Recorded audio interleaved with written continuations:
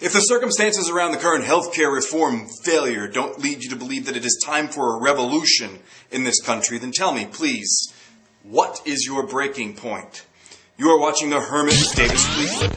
Congressman Dennis Kucinich, and full disclosure here, he is my former boss, emboldened advocates of true healthcare reform when he appeared on Countdown with Keith Olbermann on Monday night and declared that he, a Democrat, gasp, will vote against Obamacare. This bill represents a giveaway to the insurance industry, $70 billion a year, and no guarantees of any control over premiums, forcing people to buy private insurance, 5 consecutive years of double-digit premium increases. I mean, I'm sorry, I just don't see that this bill is the solution. The insurance companies are the problem, and we're giving them a version of a bailout. To which most Democrats are responding that this is not a time for idealism or grandstanding. You're right, Democrats. A once-in-a-lifetime chance with a White House seeking reform, a majority in the House and the Senate. How often does that come along, and what have you gotten done? Insert crickets here. Listen, a recent Healthcare for America Now survey found that the top 5 health insurance companies made profits in excess of $12 billion last year. Yes, that's last year I'm talking about, the worst financial year on record since Wall Street traders hurled themselves off of New York City's skyscrapers to their deaths below during the Great Depression. Honor suicide killings. Those were the days.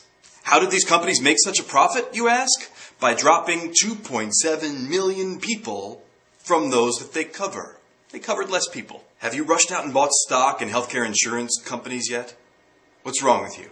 Ain't you a good capitalist? Obamacare, if it passes, may stop the bleeding, may save the damage inflicted on the Democrats by the Tea Party terrorists and the regressives, and stop an all-out hemorrhage at the 2010 midterm elections for the Democrats. But make no mistake about Obamacare and healthcare insurance reform. That's all it is. A game of political hot potato that has been rigged in the back rooms by healthcare insurance companies, pharmaceutical companies, and other lobbyists. It's time for a revolution. The government has long since stopped working for the people. Does it work for big business?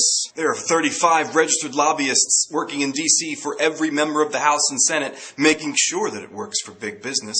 Thanks. While 2.8 million homes were foreclosed on last year, $1.7 trillion of TARP money, taxpayer money, was given to Citicorp, Bank of America, AIG, Fannie, Freddie, and other banks. Insurance companies, again, $12 billion in profits in the top 5 companies alone last year. Premiums are going up, stock prices are going up. Military contractors. Well, we have 700 military bases worldwide, and we spend more as a country on our military than China, Europe, Russia, Iran, North Korea, and Venezuela combined. Sing it with me now. Bum, bum, bum, bum, bum, Iran. Bum, bum, bum, bum, bum, Iran. The rich.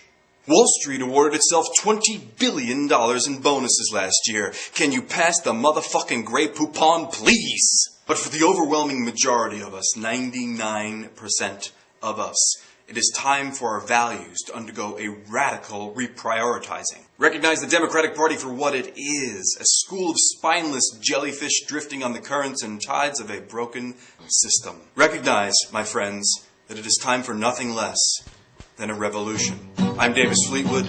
I stay in so you can go out. This is independently produced and individually supported. Support the show by clicking the donate button in the sidebar. Thank you.